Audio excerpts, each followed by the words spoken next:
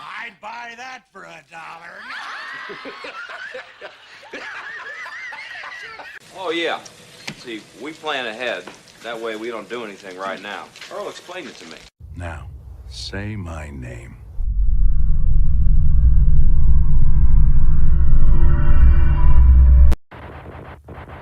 Everybody, Jeff from Deadwire Live, Suns and Shadows Cast, 0 Point Reviews. I am joined as always by Kevin. We have crossed over the 5,000 subscriber threshold, so thank you everybody very much. Woohoo! Let's fucking go. And we are joined as always by Skeeter. Thank you for joining us on our live streams, buddy. We greatly appreciate having you around. What have you been up to lately? Just the usual work, catching up on a couple of last-minute TV shows, learning about Captain Power, which I faintly remembered from my childhood, which I shared with you earlier. Power.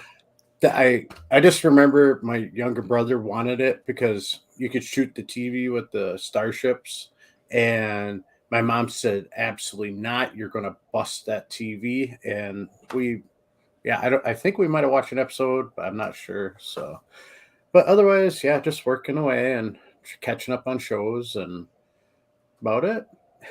So that Captain Power, was that with like the light guns from like Nintendo had and whatnot back then? Sort of. I'm trying to remember. You mentioned it before we went live and everything, but I'm kind of curious. Like, I vaguely remember this, but I don't remember the details. It was interesting. The video link I sent to you guys, you should watch. It's pretty interesting how it was a ship with the character in it, and it actually, when on the show, would pick up red light signals or yellow, and red you had to shoot at, and it had a computer that catched how much you hit or shot at the red ones.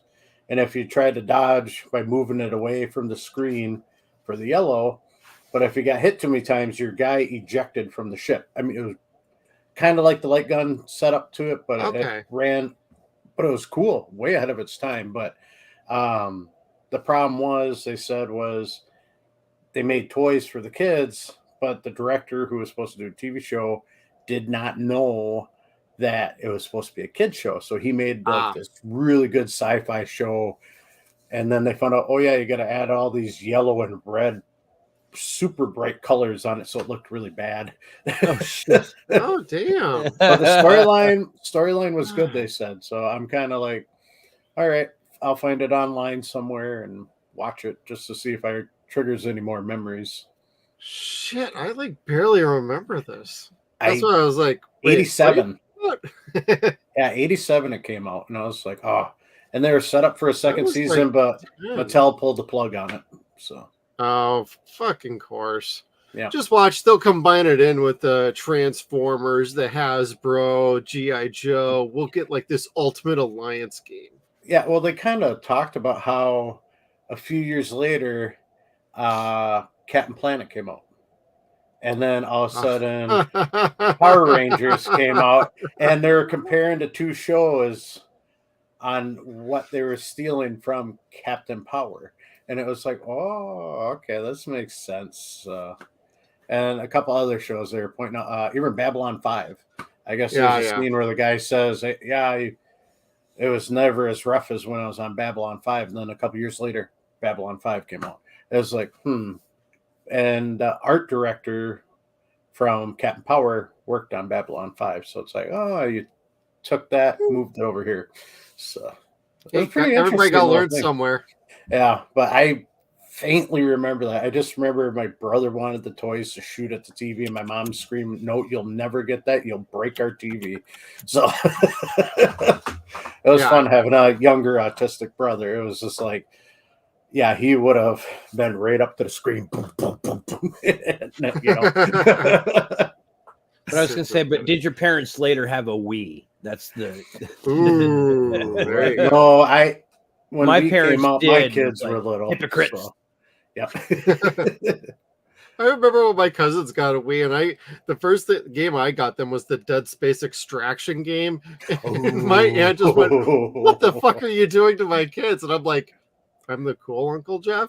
Yeah. I mean, they were my cousins, but I always called Uncle Jeff anyway. And I always bring them like the big bad horror games and violent games and being the good cousin / uncle that I was. Yeah. It was super funny.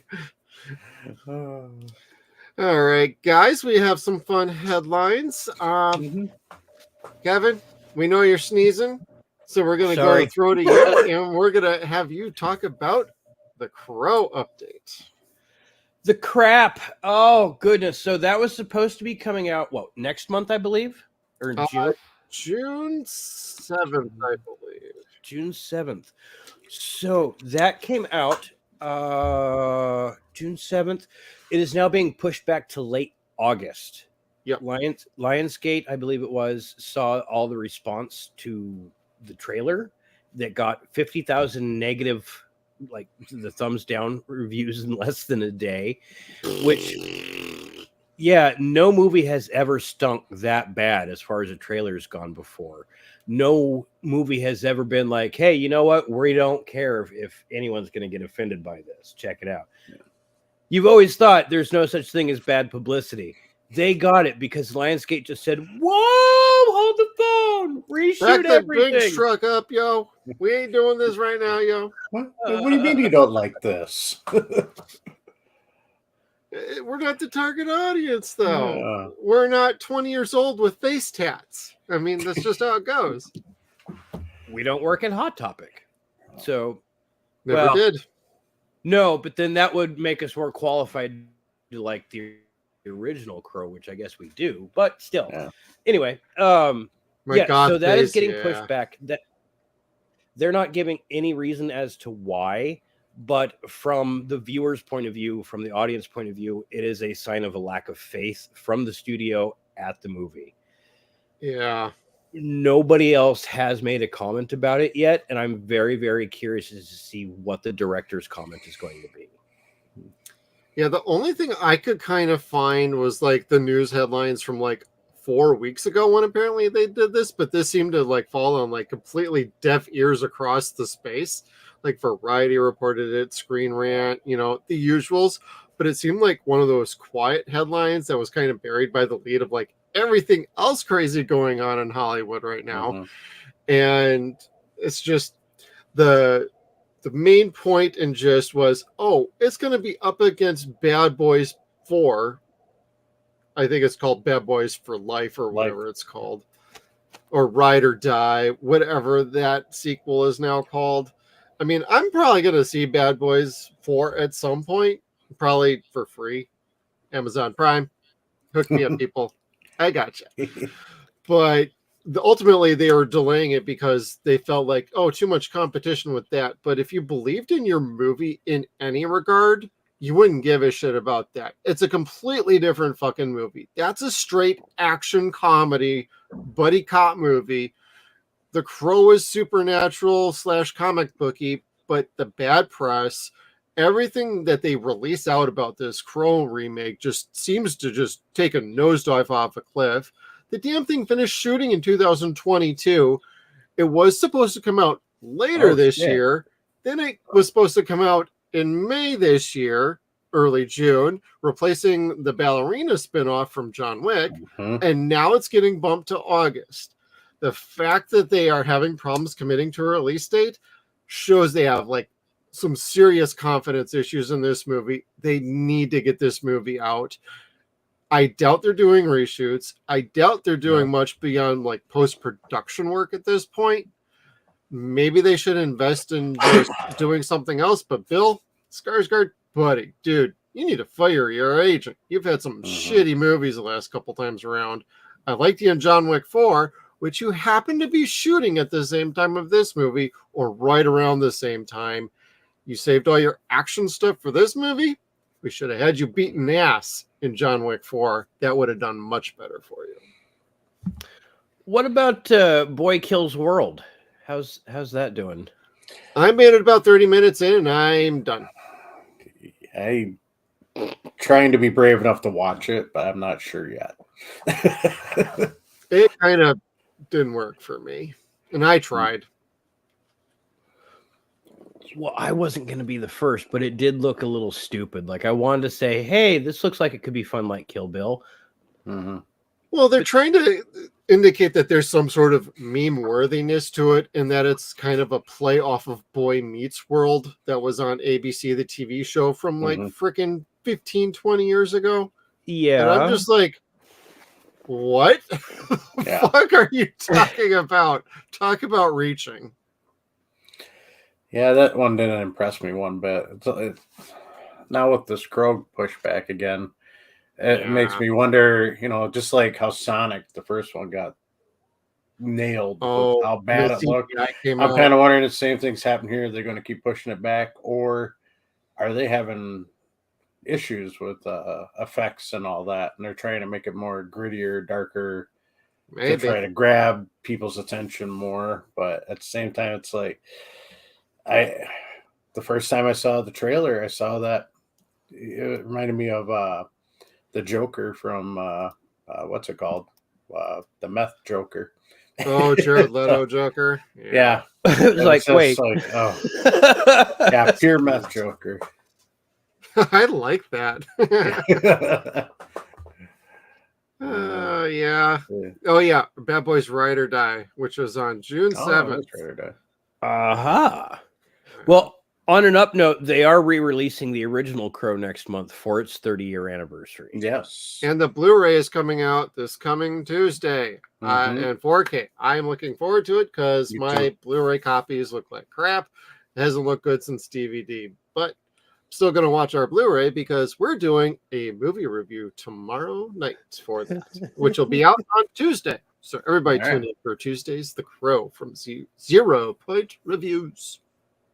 I'm still sad now that you mention it because it's like, yeah, I want to get the 4K too. I want to make the nice pictures. Yeah. Hells yeah. I'm looking forward to it. I mean, from what I hear from like the review people that have gotten some of the copies early, that it looks really dope and it sounds great. So it's not one of those 4K scrubs that have totally killed the movie. This feels like it's a little more like the Major League movie, which they did a really good job. So it's another Paramount transfer, and they're the ones who own the rights to the movie at this point. So, oh, that's cool.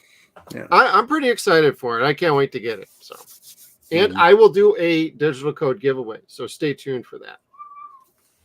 Hey, yeah, I got you hooked up. Yeah, that's awesome. But I'm curious because you're right. It is just 4 months away, so who knows about the reshoots? But do you really think it is just a matter of them saying, you know what, let's move this to where there's less competition? It's not going to make X amount beyond this. So where can we put this where it will make at least this X amount? Yeah, be the hit of the month, without competition. Yeah, kind of like, is it just this and like the VeggieTales coming out this week, or Passion of the Christ Part 2? I mean, Cross Concrete, Mad Max Furiosa. I mean, hey, we got some weird ass movies coming out this year. They're afraid of their own shadow at this point with this movie.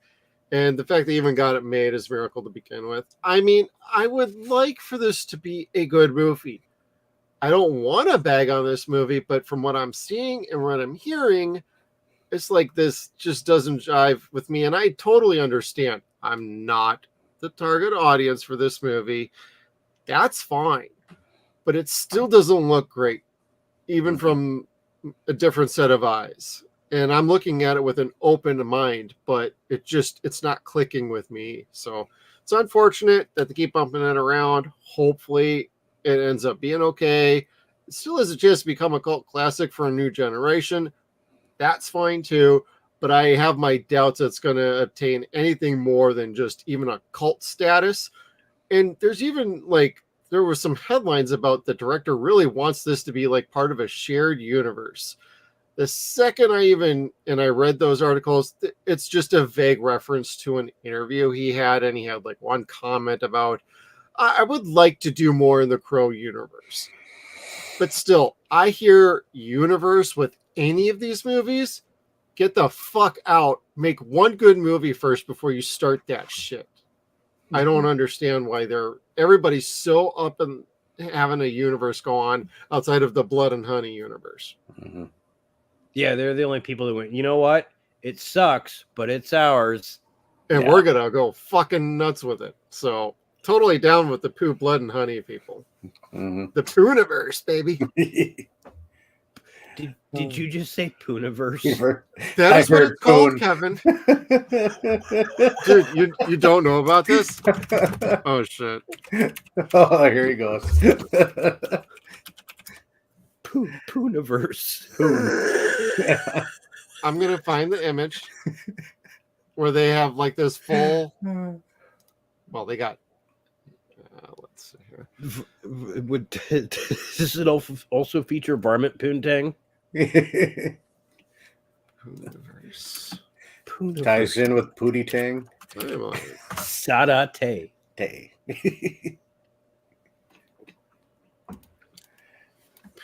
Oh, come on. I know, riveting audio and live streaming from Jeff. You know, can I just take the moment to throw up an irrelevant picture while you're looking for that, though, since you mentioned Furiosa? Oh, yeah, do it, dude. Mm-hmm. Princess Peach here on the set of Furiosa. Yeah. It's my funny. eyes. She's not Pinhead. The fuck? Jeez. Every time I see her at a red carpet event, I just kind of want to like, oh, Jesus Christ, no. And she tried taking a picture with Thor, and poor motherfucker Hemsworth couldn't get close enough to her without like poking his own head. It's like, well, that's one way to keep your hands, to yourself. Oh, it is not that he has a problem with that. So, Kevin, there you go. Loudwire Pooniverse Monsters Assemble 2025. You can tell where Kevin and I's mind went. Winnie the Pooh, Blood and Honey. Winnie the Pooh, Blood and Honey Part 2. Bambi the Reckoning. Peter Pan's Neverland Nightmare. Pinocchio Unstrung. And it all leads to the big universe assembling for Pooniverse Monsters Assemble 2025. Let's fucking go. All righty. That's my Deadpool reference for this stream too, by the way. Pooniverse. So is Bambi going to be The Rock? Like he made that one video, what was it, for Saturday Night Live or something, where he's playing. He might, as long as he's got some water bottles to pee in. Yeah. Pee in, some fucking tequila to sell. Yeah, as long as he's got about 12 hours, he can delay before showing up on set. Yeah, there we go. That'd be okay too. I love that somebody just accused him of having a toxic attitude or creating toxic environment on set. And it's like, you are talking about the most famous trash talker in the history of locker room talk. Shut up. Like, know your role and shut your mouth. Kind of, yes. You're in the wrong production for this one. It doesn't matter what you think, Kevin. Usually not, no. No, you check your ass directly into the Smackdown Hotel on Know Your Old Boulevard and Jabroni Drive. Bitches. Did you smell? Oh. Anywho, we're smelling enough plenty around here lately, and we got a fun little trailer. Speaking of trailers and universes that we're into, Lion King is expanding their universe. Did this movie lose money, like the Lion King, or did it? It was close. It made money. The John Favreau live action. Yeah, somehow that fucker made money. Okay, let's see. What was that?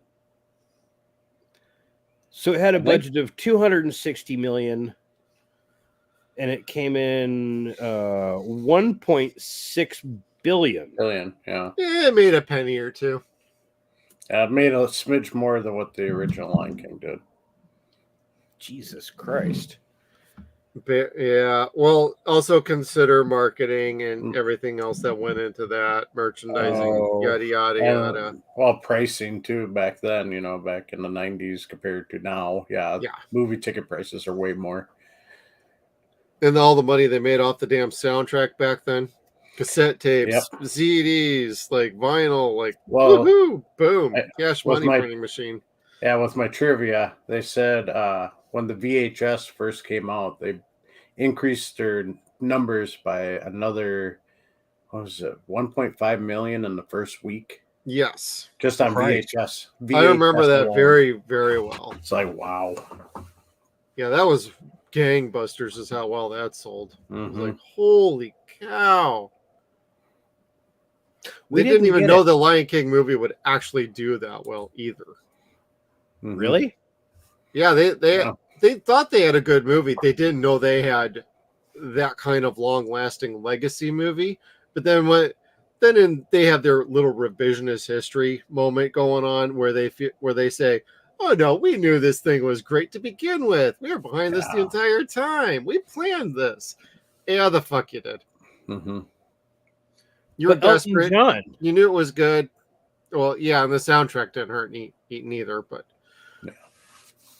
but in my opinion, Aladdin was a better movie from this era. Yeah. But that's just my opinion. What do I know?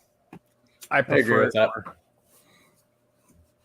But talking animals is, Stupid. Hot take from Jeff. All right, canceled already. Unless I'm talking animals, Gilbert Godfrey. Yeah, that's okay. Well, Gilbert Godfrey works for me. That's totally cool. But let's go ahead and give this a watch. I know everybody's been checking out this trailer for like the last week and a half. The damn thing's ratioed to hell. I don't have the extension on here, so I can't point out the great amount of dislikes. Last I heard, it was over 300,000. Wow, really? Damn. Yep, I should get that extension, but I'm on the Brave browser, everybody. So that's how we roll over here at Suns and Shadows. But speaking of talking animals and horrible CGI, let's do this thing.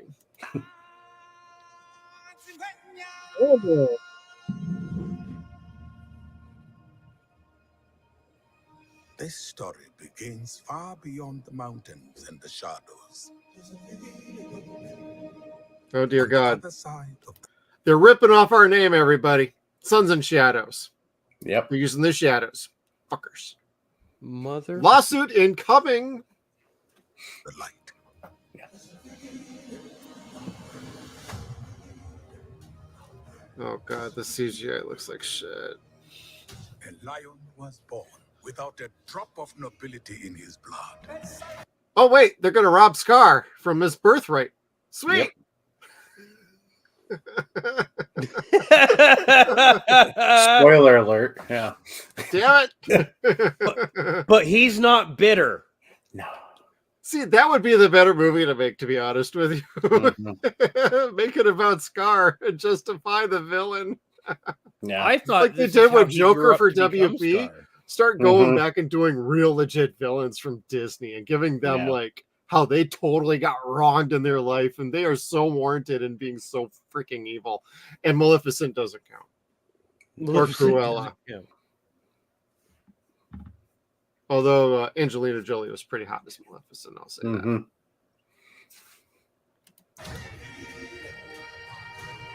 A lion who would change our lives forever. Really? Meow. Ticks.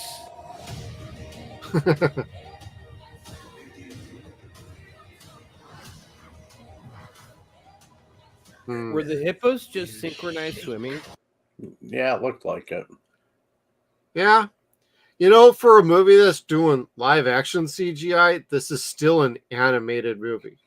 Yeah, it has a very animated feel to it and somewhat of a look. The only thing that looks natural is some of the background. Yeah. But everything else looks I am not keen on this movie, but it doesn't even look all that pretty or all that spectacular to me, to be honest with you. It's like, let alone who came up with this stupid idea to do this as a movie. it comes down to, does this honestly on its own look decent enough to take a family to?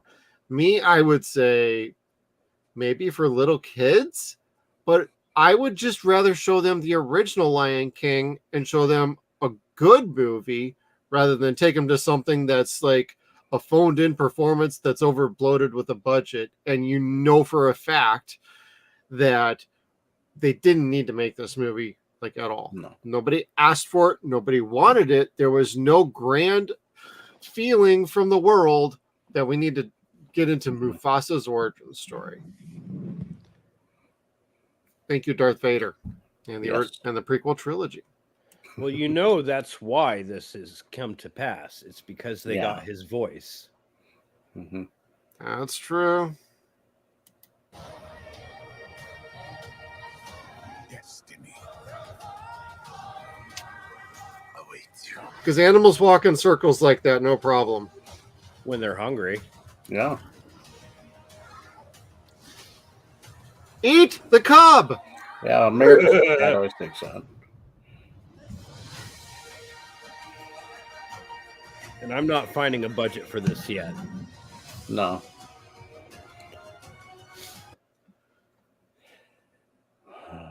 Goddamn Mads, what the fuck, dude? My Hannibal in this movie, my Hannibal Lecter Mm-hmm. is in this movie. I'm sorry, sweet pea. Seth Rogen's in it too. Yeah. Oh, I don't give a shit about him. Oh. The other thing that Hot take number 7 from Jeff today. Totally getting us canceled again. continuity error here too is you got Timon and Pumbaa fighting a lion. You'd think when the original, if you backtrack, they'd be like, "Oh yeah, we know your dad." Oh my god! But no, they never knew who his dad was. So Funny, that's kind of weird. All ever owning a droid. And comes out December 20th, everybody. So just in time for Christmas. Got to hit those feels just in time for the Christmas season. A present I do not want. I'll take a Violent Night Part 2 for 500, Alex. Oh, fuck yes. Hands down, I would watch that again. That'll probably be the following year. That'll probably be 2025. Because they did announce they were doing a sequel for that one. Mm-hmm. Good. That I'm so down. Yeah. Violent Night is a franchise that you could just keep giving. Mm-hmm. Hell yeah. The Lion King, not so much. Christmas Sleighs. Yeah. Christmas Sleighs. Yeah. So metal. Yeah, let's do it. I'll even take another Krampus over the Lion Krampus. King. Yes. Krampus, yeah. I'll take another one of those instead of a Lion King. And I really liked Krampus for what it was. Like, it was a fantastic creature feature that just kind of popped up out of nowhere. Yeah, I liked it a lot. So, especially when the gingerbread men came out of nowhere. Oh God, yeah, I love that. I could not stop laughing. My wife was dying too. She's like, "Oh my God, a horror film!" And they just threw in the best comedy scene ever. I'm like, "Yeah, they did." Yeah, I'm a fan of Michael Dougherty, so or Doug Hurdy. I'm sorry, I tend to be saying names wrong recently on most of our shows, so sue me, Gomez. Yeah, fuck you. Skeeter, in Total Insight, you have to check out our Crow episode for that one. Yep. But it's not Mexican, he's Portuguese. Whatever, you tell me. But love another Krampus movie from Dougherty, but it sounds like he's working on a Trick or Treat Part 2, so I'm also down for that. See, I haven't seen the first one. Like, I own it. I just haven't gotten around to watching it yet. That's it. I'm adding that to our Halloween list this year. Son of a bitch. You are welcome. As long as I get Pootie Tang and Bubble Boy, I don't give a shit what else we do for the rest of the year. Bubble Boy. I love that movie. So we will do Trick or Treat right after we do Blade 1 and 2. Ooh. We need to have a loud popping noise anytime we say Pooniverse now, though. Yeah. That works too. No, Poonani. I love you guys. Oh, look, I just lost his 2 viewers. Oh. Woohoo! Let's get down to 0. Let's go.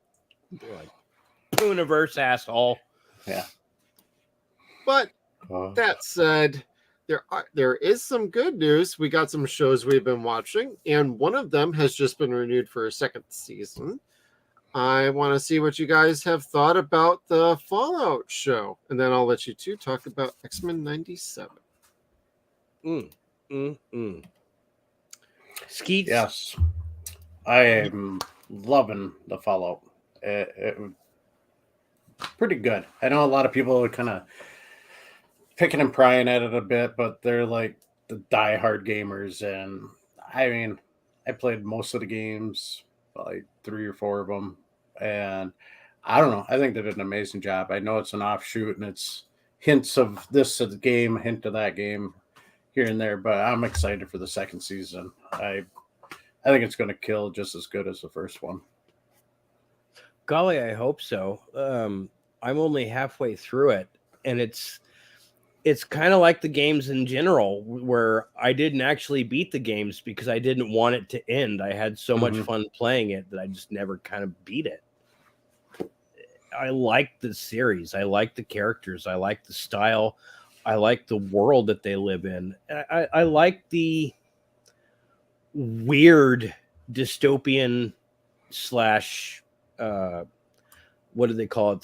The autocracy, where everyone's just compelled to do the right thing. Like everything is just such a complete opposite polar effect of one another, and they work together because it's so off-putting and strange. Like the mutations themselves. Yeah, that was. Oh, wait a minute. You're not all the way through the season, so I can't give you too much away. No, I just saw that weird frog creature that had the tongue with all the fingers on it. Oh, yeah. I had to look twice to make sure it was fingers. So it ate the head. I was like, oh, okay. Yeah, that was a great mutated creature. I know there's Death Stalkers. Everybody wants to see those come around, which hopefully do in season 2, but we'll see how that comes along. Do they also have Warriors from Hell? They're a mutated creature. It's like a pain in the ass to kill in the video games. So I think it's Death Stalkers. Could be wrong on that, but I think that's what they call them. It's been a while since I played any of the games, but yeah, I just remember as a creature, it pop up and you're like, oh crap, run as fast as you can, hide, because they're tough to beat. Time to go. Get to running, bitches. Yeah. Yeah, I haven't played, like I've said before, I haven't played the games, but as a longtime sci-fi guy, I like a little bit of dystopian stuff. I've seen shows like Jeremiah, Luke Perry a bunch of years ago. You know, we've had Revolution. We've had a bunch of shows through the years that have incorporated like the dystopian end of the world. Of course, there's a ton of movies out there. So I do like that kind of genre. And I think that's what ultimately brought me into this show. And like, I know the names of all the games. I kind of understand what the games are about, but like, because I recognize the uniform, I recognize the outfits, I recognize just about everything. Maybe I should get around to actually playing the fucking games, I know. But my honest assessment is this is actually a pretty good show. I'm not going to say this is like top level, like 10 out of 10. I'd probably give this a pretty solid 6 or a 7 out of 10. I was pretty interested by a lot of the storyline, a lot of the characters. I'm not a fan of Maximus. I don't know what it is. I don't know if it's the actor or how they wrote the character or both. It doesn't fit. He's got like no chemistry with the female lead of this show. He just doesn't have any chemistry with her at all. They share a romantic moment, and I'm like, I get more out of a soap opera watching this shit. Hell, I'll watch Monday Night Raw and get more of a romantic chemistry between two people that aren't even together. Mm-hmm. So, like, some of the characters I'm just not the biggest fan of. I love the brother. He's fantastic. I loved how he was uncovering what was going on with the Shelter 31, 32, and 33 and seeing, like, what the hell was going on. So that was, like, so dope that he was actually becoming more of a person who's, like, uncovering part of the plot as we are as the audience, while his own sister is uncovering what the hell her dad's really all about. Mm-hmm. I love the ghoul. Walton Goggins, freaking fantastic. He kills it. Without him, I don't know if I'd actually like this show. Yeah, I think the show would have been a flop without him in it. They picked a perfect guy for it. Absolutely. I mean, the show would have been okay without him. Mm-hmm. What made this show work, and I would say he's the glue of this show, to put a kind of a pun on it, because he's kind of dead and he's been around for 200 years, but he actually knows the shit that went down that started all of this. Yeah. And to track down his family, I love that was his big thing at the end about his family. And I'm sorry, Kevin, for even like remotely spoiling some of that, but I'm not going to say like what happens. But when he's like talking about his family, it's like, oh shit's about to get real fucking good now. And then of course the show kind of ends and it goes off into its fun direction that I think is like really dope. I'm really looking forward to it. So I love the little cliffhanger at it. So I really like this show, but I'll be honest, it's more 6, 7 out of 10 than anything. Some episodes are better than others. I'm not gonna lie. Episode 7 was a bit of a slog to get through, but the second half of it, all the way to the very end of episode 8, flew fine, just fine, and ended very well. So I feel like they pulled it back just enough. This might have been better suited as a 6-episode series, in my opinion, though. Oh, yeah. So yeah, I just love how, like you're saying with the brother, pulling back the falsetto and find out what's really going on with the vaults. And then even when she goes over to the other vault, what was that, 4? And she's trying to get the vault 4 where some people are at. Yeah.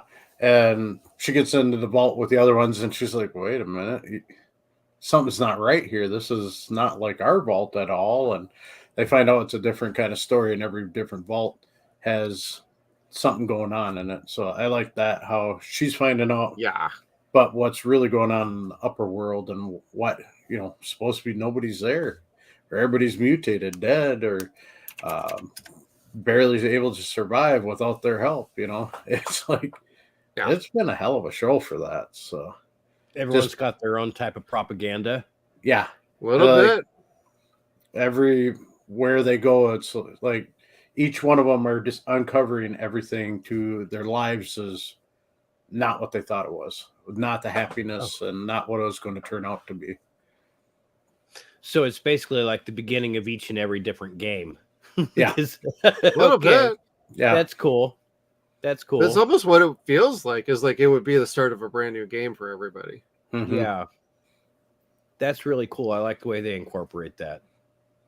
See, I need to finish The Crow, but now I still want to finish watching this. You'll get a chance. Like, I will say this show might have benefited from not doing the binge model, but I think you could argue either way with this show. I mean, people have been doing binging for shows for like years at this point. Ever since DVD came out with complete collector sets, that's when binging really started. You could actually argue it goes back to VHS days when Star Trek and the original Star Trek were put out on VHS, and people would just sit around and watch that all day long. So binge has been around for a very long time. It became like a thing in the last 15, 20 years, big time. So it's kind of hard to argue, but I think like a weekly show might have benefited the argument, but the show got renewed. So in hindsight, it really doesn't all matter all that much. No. I don't know. I'm glad that it did. And I hope they don't end it on another cliffhanger, because Amazon just has me skittish the way that they do shows. Like where they did the fucking Tick, you know. Exactly. Specifically the Tick. Like they ended that on a cliffhanger with a great big promise that we were finally going to see Thrakazog. Yep. And then they canceled it, even though it had great everything. The reviews were fantastic. Yep.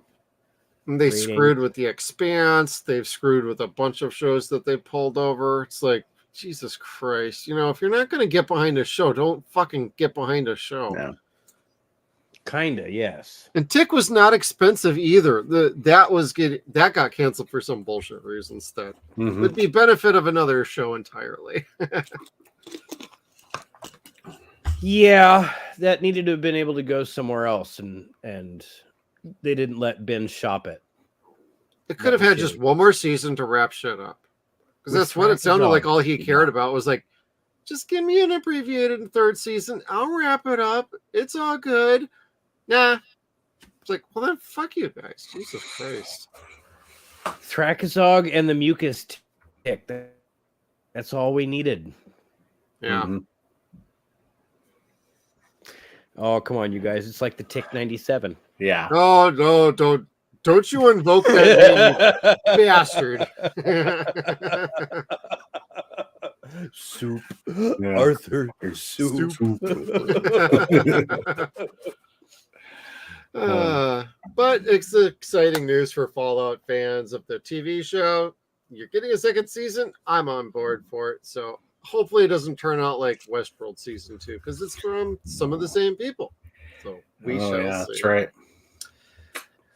Yep, Christopher Nolan's little baby brother, Jonathan Nolan. But speaking of shows that are doing very well lately, you two are still tuning into Xmen 97. I still haven't watched a single frame of that bad boy. Skeeter, we're going to start with you. Have you finished it? What do you think of it? I just watched the latest episode this morning, and I was losing hope in it for a bit, but now, last 2 episodes, it's starting to redeem itself. I'm like, all right, now I see where the plot's going. Okay. Because you kind of get lost for a second. You're like, whoa, whoa, whoa. And you like pump the brakes. What just all happened? And then all of a sudden you're like, I'm done. And then all of a sudden next episode, you're like, oh, okay. We're good. We're good again. All right. Okay. But there is some disappointment to it a little bit, but I don't want to give spoilers away because it's big scenes and information. I don't want to ruin it for anybody or you guys even. So, but I'm back to enjoying it. Back to enjoying it. Now, would you say what they did in the episodes you're talking about that kind of set you back, is that something that they did narratively, or would you say just it felt like too rushed or just stupid? Just out of left field, pretty much. Okay. And it was like episode 6 and 7, because I think 8 is the newest one, if I remember right. Yeah. Okay. Yeah. So 6 and 7, you're like, what just happened? You know, this like, where'd they come from? Like you don't expect it, and then it's like more like the comic book style, where you're like, oh no, and then next couple issues you're like, okay, it's bad, but not that bad. So okay. So, but I gotta say, they got Magneto. I don't know what they did with that, but he's like that homeless Chinese guy who got totally ripped, where they call him the sexy homeless grandma.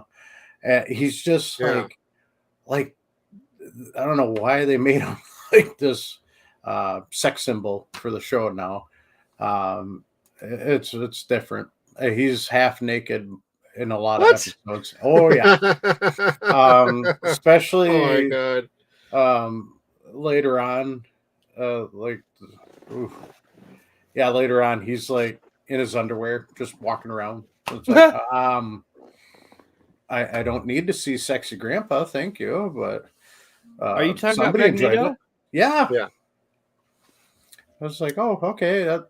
I didn't expect that, but okay. I know Kevin's into that sort of thing. So, Kevin, we need a total breakdown of this. So, okay, we've been having thoughts of like, gosh, is Beau DeMayo really just like the bee's knees when it comes to writing the X-Men? Like, is he that prolific? And the more that I've seen every other episode, the more I'm coming to my conclusion that no, he's not. He's very good. He is very good. But what we're seeing, these great pivotal moments in every other episode, these are pivotal stories that are deconstructing the great parts of what X-Men were back in the 90s. And as you got closer towards the end of that decade, you got closer towards the movie and you got closer towards the end of Jim Lee's run. You got closer towards Grant Morrison and him basically fucking everything that X-Men was for a good long time. Yeah. But this was the last of the great stories, I think, for X-Men, and that approached Onslaught. I could say that because we haven't seen Onslaught in this series yet. So I think Beau's just really good at integrating all these different stories, all these different events that were cataclysmic for the X-Men, and basically took it to that level of a childhood story to an adult dream that's done. Like the dream is dead. It's an adult story now where all these kids are soldiers. It's a lot more serious. Yeah, I agree with that. I mean, it's like we watched when we were kids in the 90s, and now we're all grown up, and it's like the maturity level went up. Yes. In the very first episode, you could see it rocket right up to like, okay, now they're middle-aged people, and here's what's going on. And I agree. It's a lot more makes it a lot more interesting at our age for that.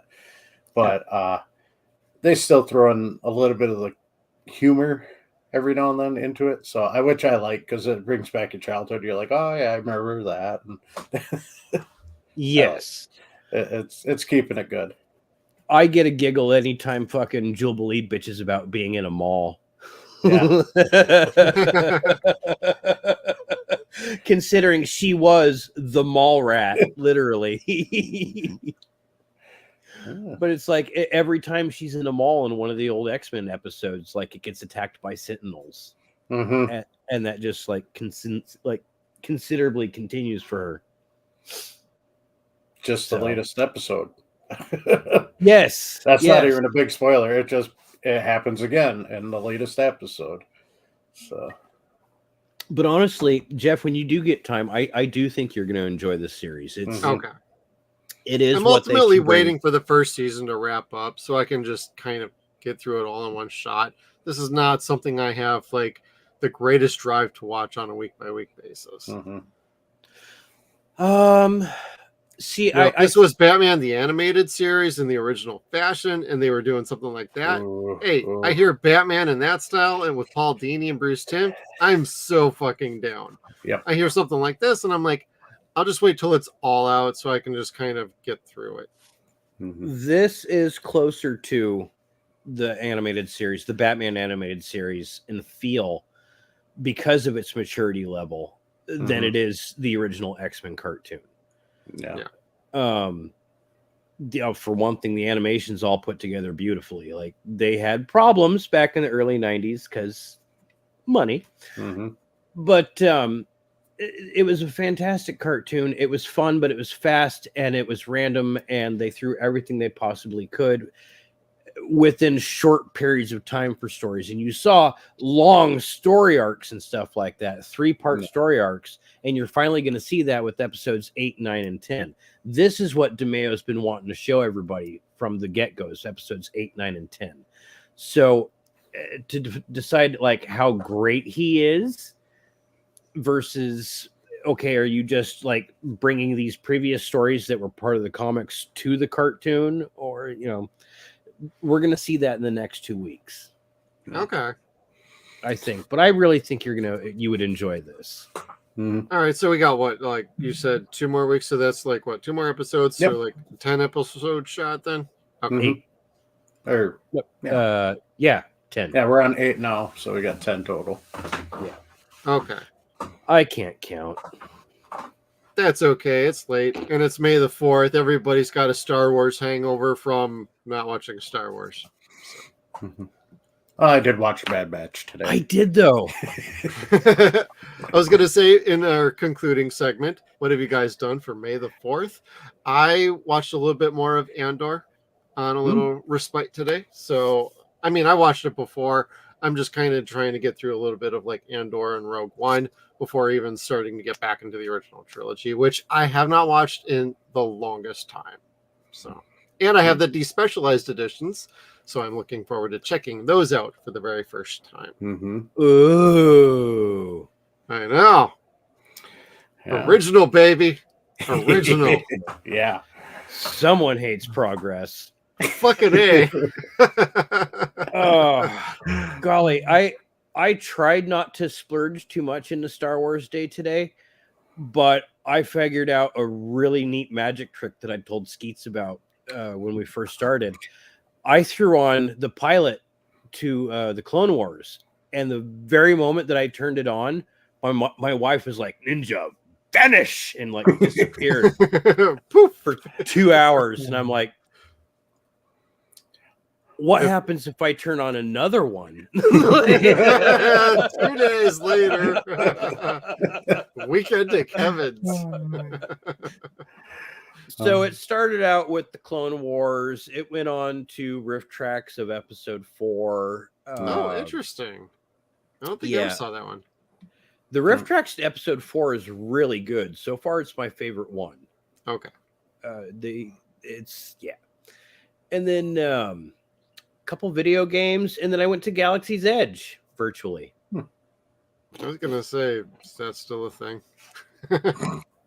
The hotel, I don't know, but they do have a Star Wars VR game for the PSVR 2 called Tales from the Galaxy's Edge. Okay. And it's so goddamn fun. Like, I just thought it was going to be like you walk into this cantina, you do this, you do that. There's a couple scenes where you interact with folks. And it's pate. Yeah, and that's it. But no, this is actually a game where you have to like shoot at people, get shot at, like do puzzles.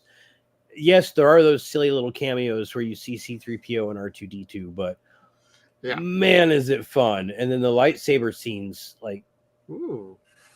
Yeah, they did a really good job. It's a step up from Vader Immortal. Darth Skeeter. Yeah. I had to move them upstairs. So in my new office area here. There you and go. I got the Dark Blade. Oh, is that from Mandalorian? Yep. Yeah, Neat. it's neat. one of the early ones that doesn't have the crackles in it. They got that on the second edition of them. So, but yeah. Scares the crap out of my dog, so it's always fun. I just get a laser pointer out and have my dog chase that around for a while. But yeah, I got those moved upstairs. They're just sitting on edge of the rooms, and I thought I'll bring them up here and put them on the wall or something. So nice. That's awesome, dude. That's friggin' awesome. So yeah, finished the Bad Batch, 8 episodes. Play a little Final Fantasy VII Rebirth. Got to chapter 12. Got a crash, and I got mad, and I said, "All right, I'm done for a while." Sounds like me with Stellar Blade last night. Yeah. Yep, I died again. Fuck.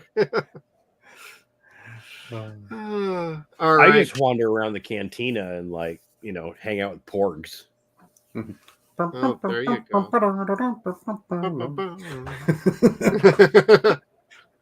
Don't lie, Kevin. We know you're in VR. You're just wife's gone, kids gone. All right, I can dance. Yeah, woo! No clothes. No, please, no visual. Oh, I do, dude. I've got like games where you have to dance and shoot at the same time in order to like make style points, and it's like, this is my calling.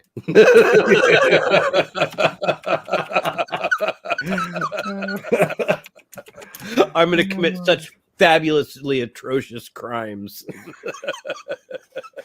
That's my co-host. Ever the criminal. Halfway through it, he's like, "Did I remember to pull the blinds? Oh, hey everybody!" Whoops. Yeah. All hanging out now. Yeah, look at that guy over there. This is going to be great. I'm going to get so many views. Reminds me of that scene from like what is it, Old School with Will Ferrell. And Andy Dick is like this gay guy, and he's like getting a blowjob from the guy's girlfriend, or what they think is happening. And you are blowing that guy. I'm gay. Well, I'm still kicking your ass, and I'm losing my girlfriend. Losing my girlfriend. Oh God, I haven't seen that movie in a long time. That'd be a fun one to watch. Yeah. Yeah, that's one of the few of his that I really like. That Talladega Nights, I ain't gonna lie, I kind of get a kick out of that one. If you ain't first, you're last. And these are my boys, Walker and Texas Ranger. And of course, I like Elf. But yeah. The only one I really don't like is like Semi-Pro. I even like Blades of Glory. That one was okay, but it's like, yeah, I can watch it if it's on TV for a little bit in the background. You know, some background noise. That's good. Yeah. So, but not. Not sitting. Kevin's just like, you guys. That's nasty. That's nasty. Well, you know what else is nasty? We're checking out everybody. Skeeter, tell everybody where they can find you and what you're up to. You can find me right here at Skeeter on Sound on either Facebook or Instagram. Also on TikTok. Ooh, Pinterest. Chinese own you. Yeah, some for now. Until it gets pulled down here. Now that they're banning it. Yeah. But yeah, any social media you can find me at Skeeter on Sound. And yeah, that's about it. Kevin, where can people find you? What are you up to? About 5'7" at SunsAndShadows.com. Also at KCS Kevin Smith on Twitter. Otherwise, don't worry about me. Just look us up at Suns and Shadows 0 Point Reviews. That's on YouTube, of course. Jeff, what am I missing? Because my fever brain's all. Yeah, we need to get Kevin another drink here. So, yep, we are at SunsAndShadows.com. We are on at Suns and Shadows Cast here on YouTube. We're also on Rumble. We're on just about anywhere you might think we are. And if we're not there, please send us a message. We'll get our butts on over there. So thank you, everybody, for tuning in. We'll see you on the next stream. And enjoy and celebrate. May the 4th be with you. And thank you for getting us to 5,000 subscribers, everybody.